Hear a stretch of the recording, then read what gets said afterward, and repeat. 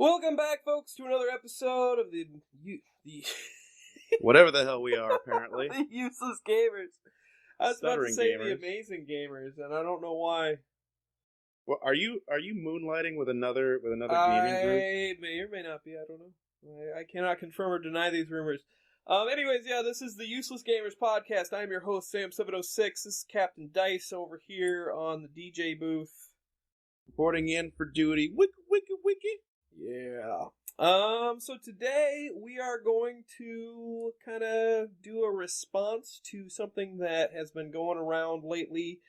Lately. Well, I don't know. How do you want to say it? It's been on. Jimquisition has been out for a while, but okay, yes, But it's been going around lately. Has that episode been out lately? That episode came out the 4th of February, 3rd of February. Okay, so it's been 6 days. Going around. It's been out for 6 days. So 6 I days. think this is go. legit. I'm not even gonna worry about it. Okay, so there's that. But here's the other thing: is because Total Biscuit's been bitching about this. People have been bitching about it left, right, and sideways. And I'm glad that we're not mentioning what it is to leave you all in suspense. But it's been more a thing. at 11. Yeah.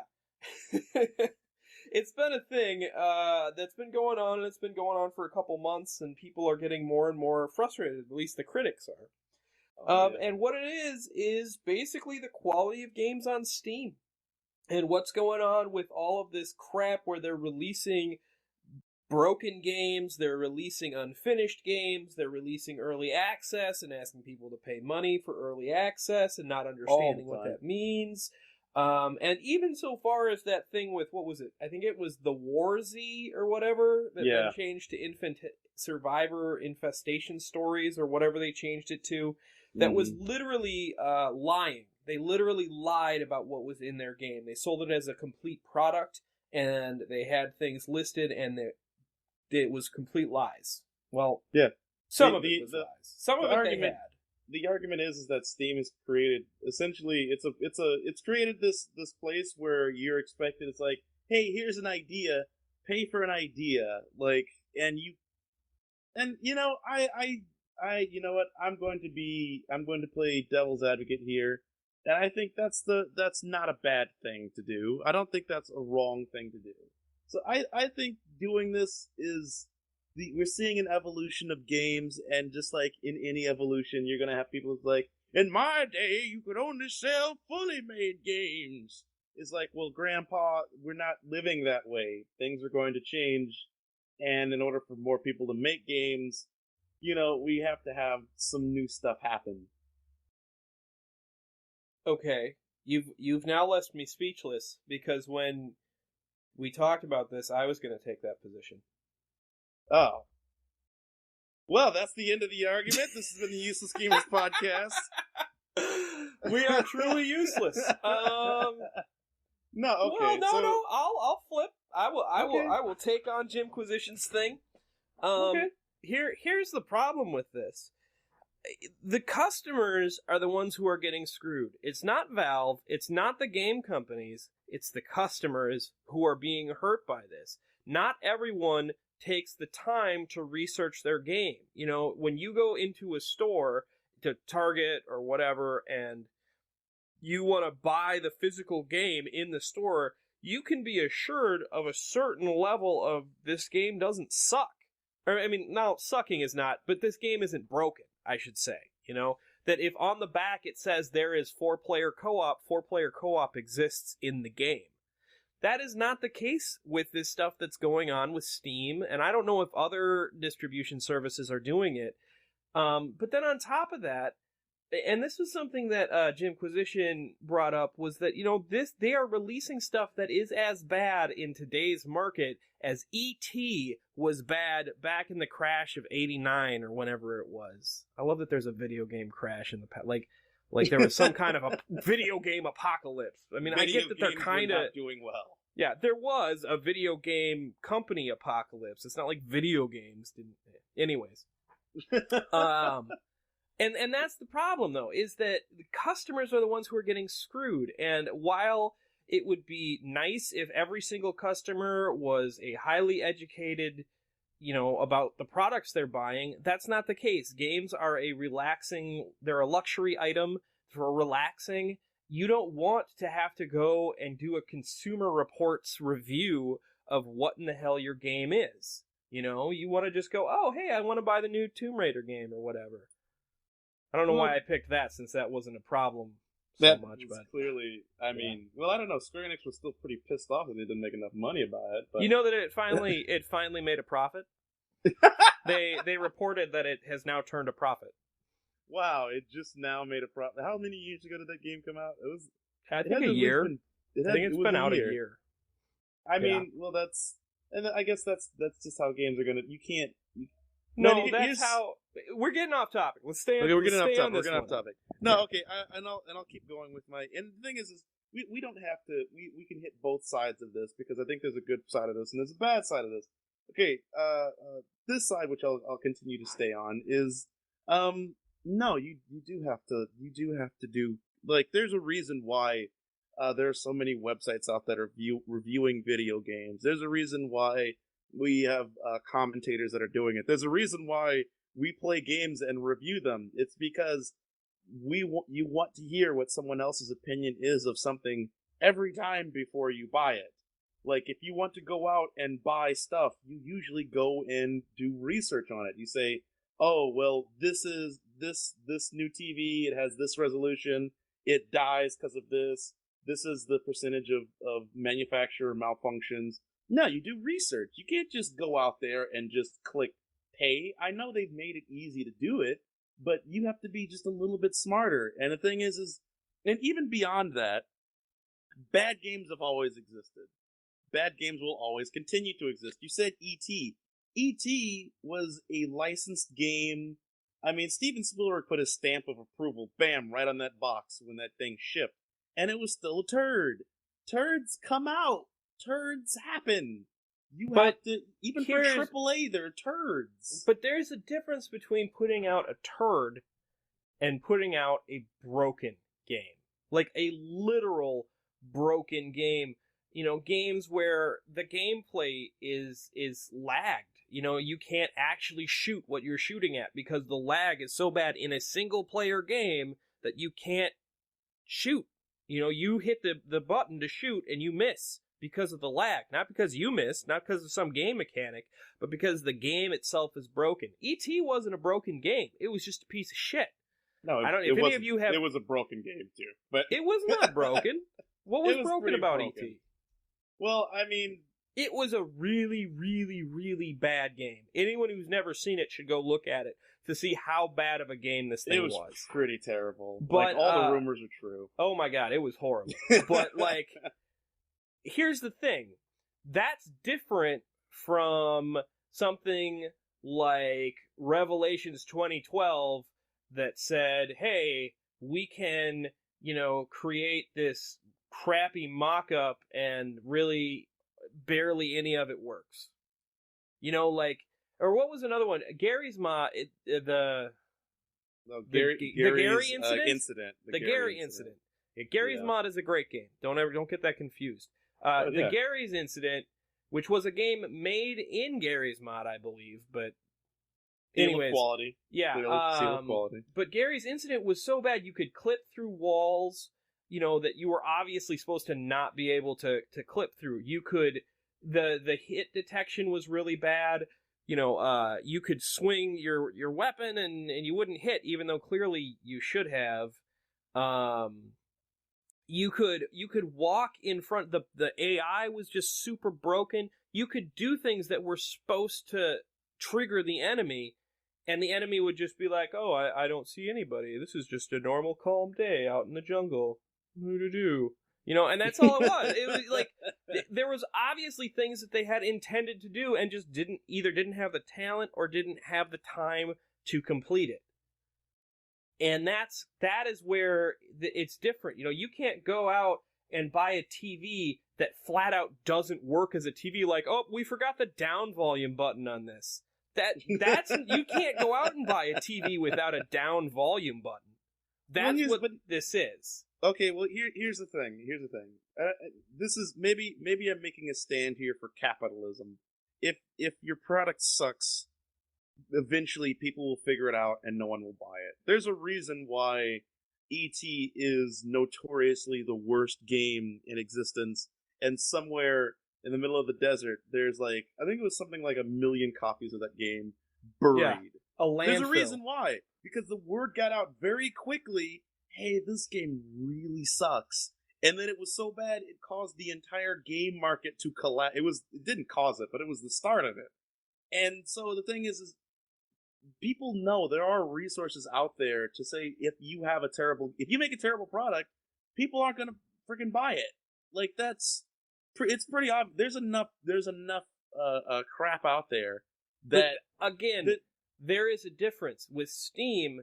If you buy I'm going to go back to the TV thing. If you buy a TV without a down volume button, you can return that to the store you bought it from. And you can, and let's even say the store doesn't have a return policy. You can actually go to, I don't know what government agency it is, but there's a government agency that's around this stuff. You can complain to the Better Business Bureau. You can do all this stuff to be like, this is bullshit, they're selling a false product or doing false advertising. You can sue them for that. This sounds like communism. That's not the American way. On Steam, that's not the American you way. buy a game, it doesn't matter how broken it is. It doesn't matter if it's early access. It doesn't matter. You can now, just recently, they started allowing you to make returns on pre-orders. So if you pre-ordered a game before the game comes out, you can return your pre-order. Oh, they started doing that? Yes, that is the advancement in Steam. But if you buy a game, you're just shit out of luck.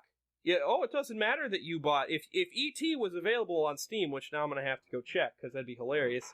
If E.T. was available on Steam, you bought it, you're just stuck with it. You can't return it. You know, it's not like it's a store where you can say within 24 hours, dude, I loaded up this game and this thing is crap.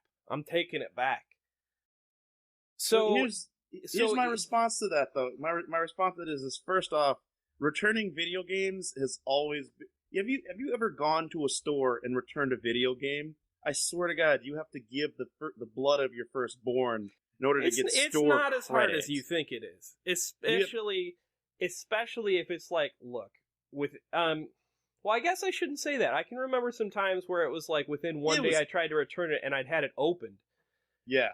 Once you open that package and actually play that game and realize it sucks, good luck returning it. And that's how it's always been. That's software, because it's easy to download and pirate and junk like that. And we're dealing with Steam, so that's not the case.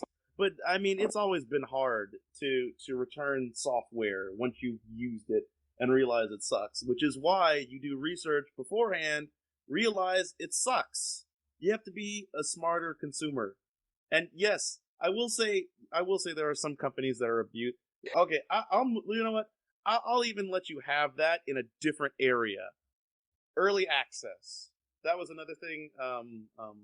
The Jimquisition. The Jimquisition talked about. And with early access, I'll say this: early access makes no sense to me, because the problem is I don't understand at what point your game has to be done in order to sell it. Because now you're selling us on a concept, on an idea, and the game can change dramatically from that. It's like, I remember getting the first version of Minecraft when it was still under construction. It was maybe like a quarter of the price it is now. Then the game changed, and now I'm like, well, what the hell is this? It's a little bit different, it's a little bit better, but it's harder to do that, and it's a change. I don't know if I entirely agree with being able to sell games so early in access. You know what's interesting? Like, I actually disagree with that. I don't mind the early access as much, because even though they don't really say much and you're taking a risk, it is clearly labeled, this is early access on Steam. You know, you go, I'm going to open it up. Let's go. Here's Starbound. First thing that popped up, big giant blue label that says early access game. It's early access. Yeah, it's pretty much... I think they should put early access on the actual button and the add to cart. I wouldn't be against that, but I'm not going to quibble that much. But with the broken games, with the horrible games, things like that we've already mentioned, Revelations 2012, which I think is getting a sequel, I've heard. I don't know for sure, but I've heard. I could be very wrong on that. That could just be one of those stupid internet rumors. That really is just a Left 4 Dead mod. It's shameless. Oh, man. I love shameless and shit. I'm gonna play it someday. I'm gonna play it someday. I swear to God. One of these days, I'll play it. It's hilarious. But the Gary's Incident, the War Z or Survivor Infestation Stories, whatever the fuck they call it now, and several others. I think there was one recently called Guys of the Wolf, which was just terrible. I didn't see it. I saw some video of it. It looked pretty terrible. Yeah, I think when Total Biscuit did his review of it, he clipped into a rock and was hiding inside a rock and was like, "This is the stealth system. You wait in the rock till they come by and then you kill it." He did something like that. It was pretty hilarious. But there's a gameplay mechanic there, man. That I don't think that should be allowed. I think here's my challenge to you. Why shouldn't Steam have a quality control system to prevent stuff like that? I don't mind if people put out shitty games, but I mind that they put out broken games. And here's my response to that. You can't. Here's the thing that you can do that with AAA titles because I don't know why actually. Battlefield 4 put out a broken game. You know what? Maybe we just need quality control for every goddamn video game ever made. But no, the problem is you start letting in indies, and once indies can't reach these standards, it usually just starts isolating the market, and then it just kind of clears the way for, it's like, oh, you can only get in once you have this much money, once you're connected with this producer and this producer. It's kind of what Xbox Live Arcade is trying to do, and just like kind of like block people out, and less new people come in, and so they start getting a little stagnant, and these new guys with these cool ideas. What was the game that's doing really well on mobile? I think it's like Flappy Bird. Flappy Bird. Which I don't. Flappy Bird would not make it through quality control, and that game made it to the #1 spot of that guy makes $50,000 every day. Man. I know he took it down because people kept berating him. He essentially Phil Fished it, but I didn't follow that Phil Fish story. I should have. You catch so much shit from people who see the game that you just like, I can't do this anymore. Fuck you guys. No game for you. That's essentially what happened. He was actually making the second version, and people harassed him, and he's like, fuck it, I'm leaving video games forever. I'm watching a video of Flappy Bird right now. I don't even know. Like, I just heard about it and saw this shit about him taking it off the... It's a mini game, dude. It's a mini game with graphical assets stolen from Mario. And it's clearly stolen from Mario, but people love the crap out of that game. Okay, this one-eyed bird is flying through pipes. That's Flappy Bird. That's the entire game. Do the pipes change? Nope. Do they move? Nope. Do they get closer together? Game. What? Nope. $50,000 a day. Flappy Bird. That's it. That's all it is. Now so here's my point.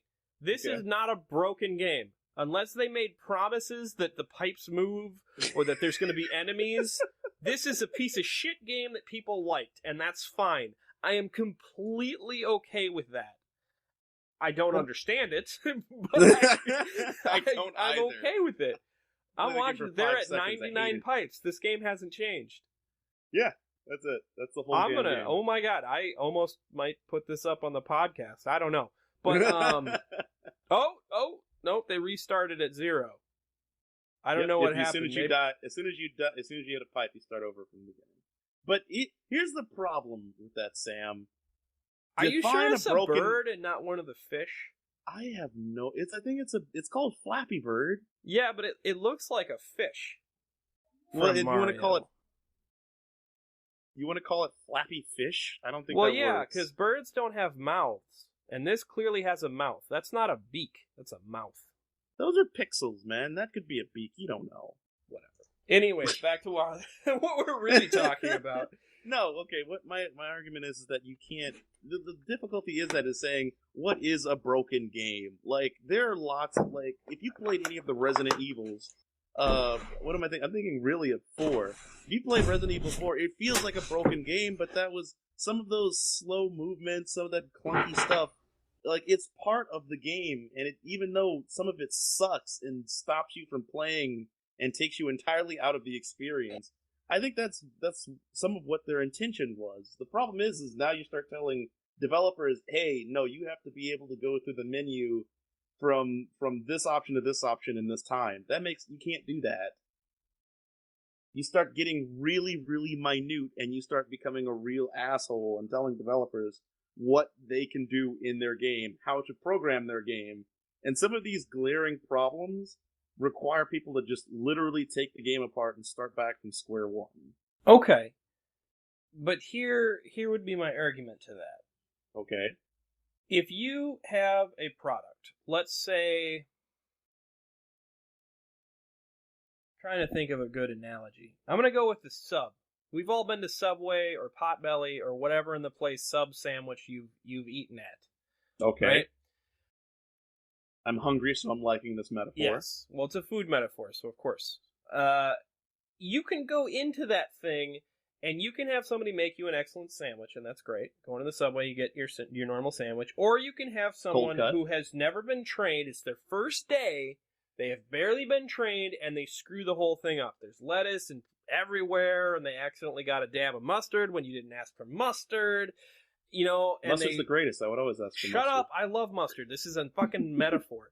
So you know, then they wrap it up. You know, because they have that special wrapping method that makes it look like, oh, I wrapped it and it's all tight and special or whatever. Like you know, that person just fucks it up and just kind of bundles it together, and it's like this crinkly little ball mash of food, essentially. Mm-hmm. So do you think Subway should be allowed to sell that?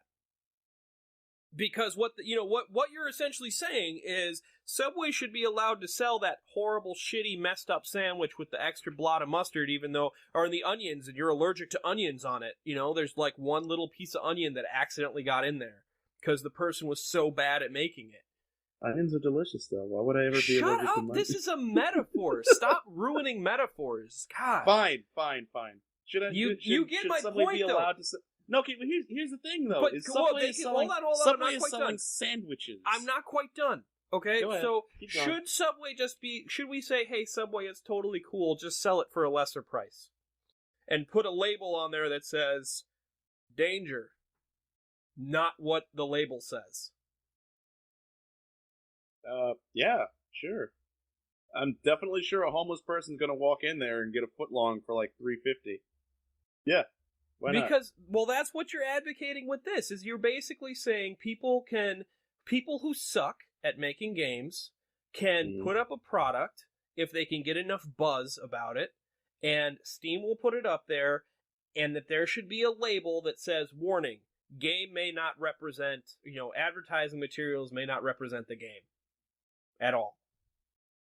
Yeah, I think, well, so here's my flip side. Have you ever watched a shitty movie? Yes, I like shitty movies. Bam! I won this argument. We can call it a day. No, seriously, sometimes shitty movies are just as fun as good, well-working movies. And yes, sometimes we're going to be putting out Road to Perdition. Sometimes it's like Open Water. Chose Road to Perdition? I couldn't think of anything else. Okay, well here's something, right? You and I, and we're going to put this out soon, had just played a game called Trapped for Dead. Tom Hanks. Keep going. Can I continue? I like Tom Hanks. Keep going. So you and I just played a game called Trapped for Dead. It's a horrible game, and we had a blast playing it, right? Oh, yeah. But we didn't buy this game at $20. You bought this game for $1. Yeah. Right? That I'm totally okay with. But now let's go on the Steam page. Let's look at DayZ right now is $29.99. Starbound is $15. 7 Days to Die is $23.44. It's actually $35 because right now it's on sale for 33% off. Rust is $20. Let's see what else. Warframe is not early access, so I'm not going to include that one. Warframe is free, dude. Well, yeah, but you'd have to pay for it anyways. Look, fuck off. All right, so there's that. So they're asking for $20. Let's see how much Revelations 2012 is going for. $10 on Steam for Revelations 2012. That game isn't worth 50 cents. It's not. That's the problem that I see with this. Revelations 2012 Battleground trailer? Here's the thing, I don't though. know. I thought that was like for their next one or something, but no, it's just Revelations Battle. Well, here's the flip side. You don't have to buy it, dude. No one's putting a gun to your head and saying, Sam, if you don't buy this, we're going to take everything from you. Everything. No, you don't. You can wait till it goes on sale and buy it. Like, that's probably 99% of our games right now is just Steam sales and Humble Bundles. And that's fine. Dude, these guys day know their one, games is Gary's worth that. incident is $20. That's the greatest joke I've ever heard, but if someone's dumb enough to pay $20 for it, that's their problem. They're idiots. Guys of the Wolf is $15. Wow. Yeah. They really thought they were gonna... Okay, no, but here's I here's wish the Steam thing. would put out some of the numbers about how much these things sell, because I would love to know how much these sell at these prices, because these games are worth 50 cents. You know, and here's another thing. You don't see, like, I'm not gonna go and buy some shit-ass movie. No. I might on Netflix, because I'm just paying for the subscription, but I'm not gonna pay for, I don't know, what's a really crappy movie? I don't know, I don't watch enough movies. So I'm not gonna pay for it. You know? I won't even pay for Game of Thrones. I only watch it if somebody else has it. And here's the flip. I just figured something out, and this is brilliant. I'm about to blow your mind, Sam. Okay, right. So there was I'm a ready. game that actually released their numbers. I'm trying to see if I could find the name of it. It was like it was, I don't know. I don't remember anything about the game. But essentially they came out, they published their sales, their initial launch sales, their Steam sales, and their sales, everyday sales. Anyway, sales too much. But anyway, so what happened is they came out, they published Selling what sales, they were making. sailing by the seashore of sales. Is that what we're trying to do? Yes, they said how much money they made. Launch day, they made pretty modest, pretty decent, you know, because they had lots of hype going on. And then the sales slowed down to maybe 2 or 3 copies per day, and it just kind of floundered. So then they jumped into a Steam sale, which sold the game for probably 50% of the original asking price. They made more money than they did on launch. And then from after that, after the buzz from them selling so many copies, their daily sales actually doubled. So now instead of selling 2 to 3, they're selling like 5 to 6. And so because they're able to, because their regular price is so high, it makes the Steam sales so quick and instant. It's, oh my God, this is on sale right now. Let's go buy this. This is brilliant marketing. This is beautiful. This is capitalism at its finest. So what essentially is, this game is originally $20. We're going to put it on sale for you for $5, even though it's really it should be normally worth $5. People love a sale. People absolutely love a sale. JCPenney has actually tried selling clothes for what they were worth. Didn't make any money, so they upped the price of all their clothes and randomly put it on sale. Making lots I remember more. that. I remember that. You know that. By the way, you can download ET. You can download ET. We're downloading that right now. Well, I don't know that this is a legal site, to be honest. But I found a website that has it. We're not advocating it. But yeah, I'm not going to mention the name of it, somewhere. but apparently you can download it. Just Google it. You'll find it in like 3 seconds. I wish... Oh my God. Who would you even pay to download this from? Would you like to experience the greatest gaming turd of all time? When you search for E.T. the video game, by the way... Yeah. The first thing that comes up that's not like a... There's a Wikipedia article, and the first thing that comes up, let's see which YouTuber did this, is, I don't know, some dude named Guardian, or whatever, and it's called The Worst Video Game Ever, E.T. Nice. See, Everyone go to Guardian and watch that shit. Like, pause the video right Guardian now. with an E. Shit. Go watch that I wonder shit. if this guy even has anything else. I just can't wait. Wow, he actually has stuff. Oh, funny.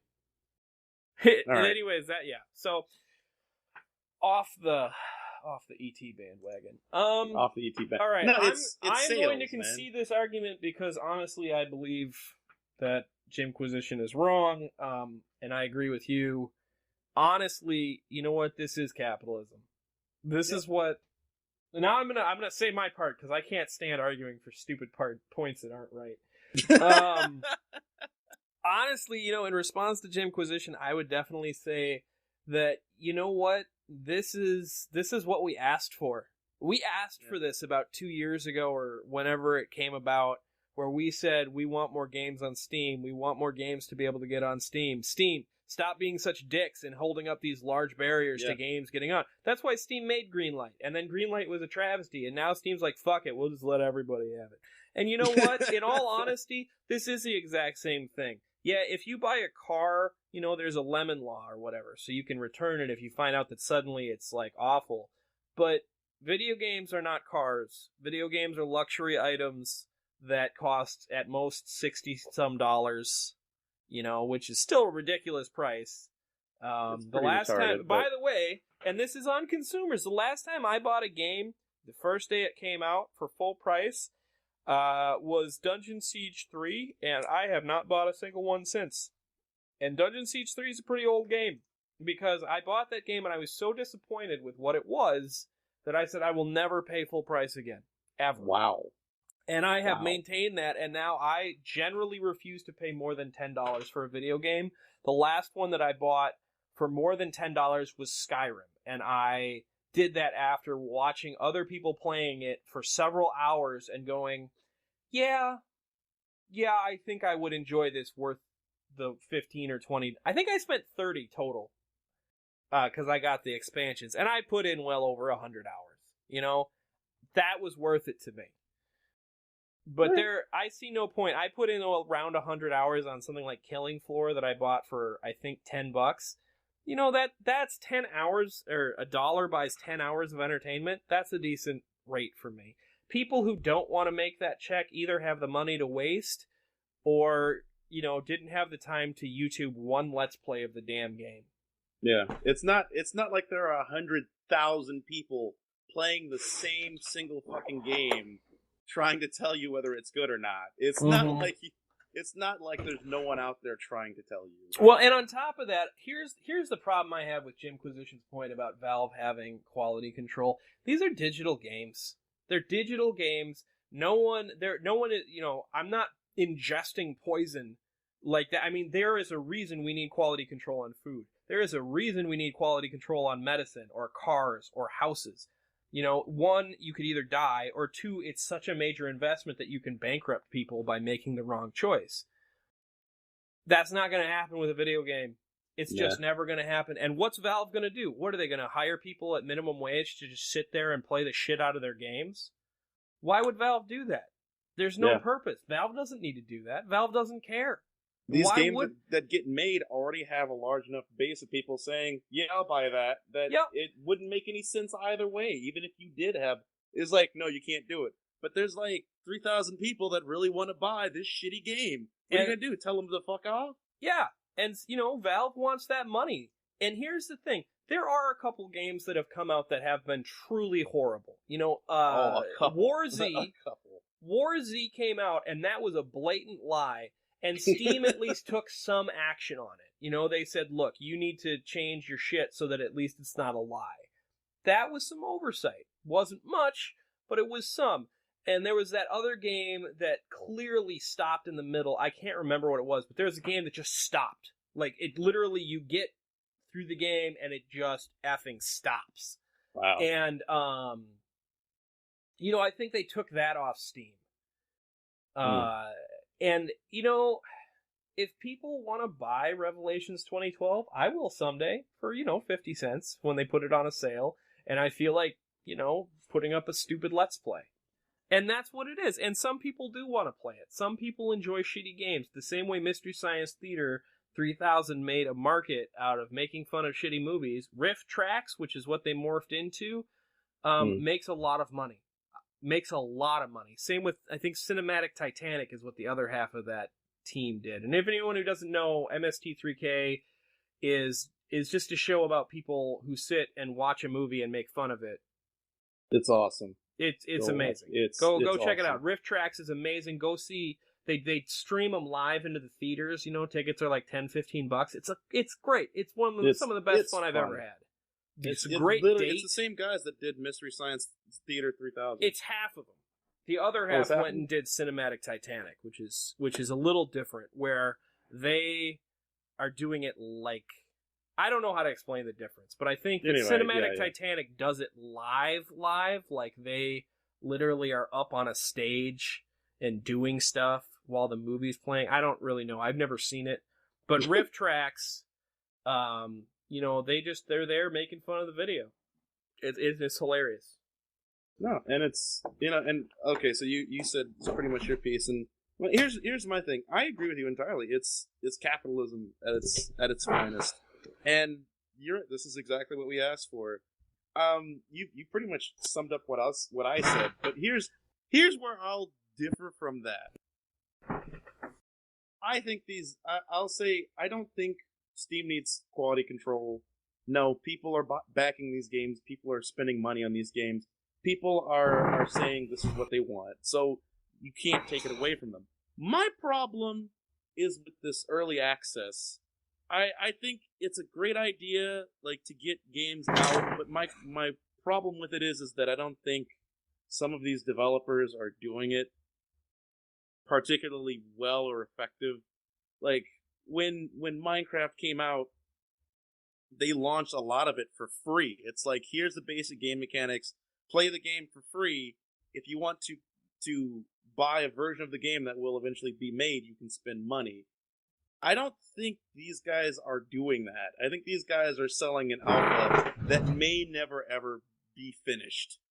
And I think that is a blatant lie, and that's what I want to rail against. You know what? I think this early access stuff is very iffy. I know it's the future of how games are going to be developed, but the games that are worth spending the early access on are close enough to done where I could say they're games. Starbound, that's, like, as it is right now, that's close enough to a good game. When Don't Starve came out, close enough to a full game that I felt like I didn't get ripped off. Some of this other stuff, I'm not entirely convinced. Well, and I think what you're seeing, and this is my rebuttal to that, because I'm totally okay with the early access, even though I get frustrated with it. I don't think that it's something that there shouldn't be an external control on it. This is the market. If customers are dumb enough to buy it, then sell it, But here's my rebuttal to your point about early access. Oops, sorry, we're dropping stuff now. My rebuttal is that dropping bombs.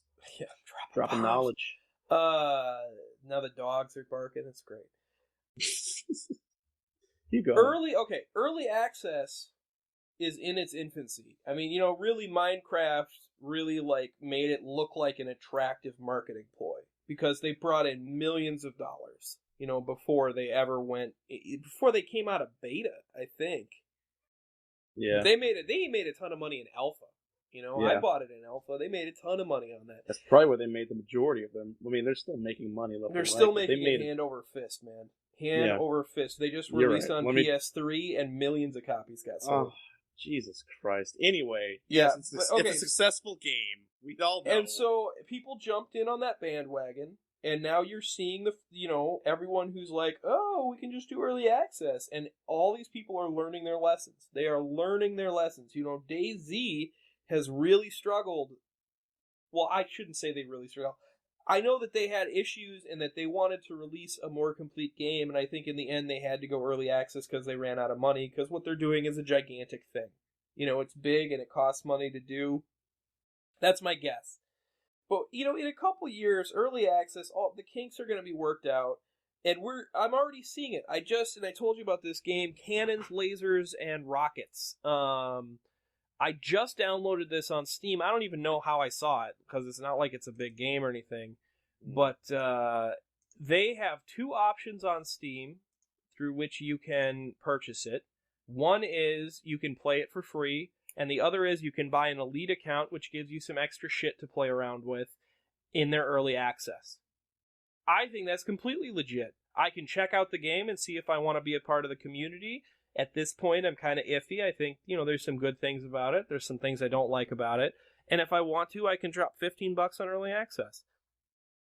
All right. Who am I to complain about that? The guys let me see their game for free. They let me, I can't access the content, but I can see essentially what their content is that I'm not accessing right now, and I can play the game.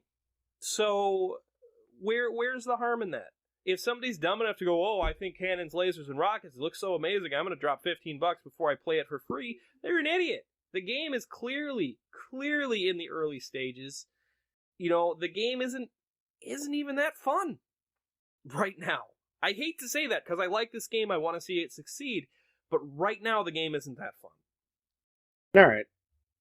Okay, and that's why it's free. And we're going to see more stuff like that. We're going to see companies become more savvy about it. Just like, we're watching EA destroy games with microtransactions. In 5 years, microtransactions are going to be in almost every single game, and they're going to be a range of how intrusive they are, and I think very few games will be ruined by them like Dungeon Keeper was. Okay, I'll concede with you in this point. Capitalism is king. People will vote with their wallets. Yeah. So I'll say that, and you're right. Early access is still in its infancy.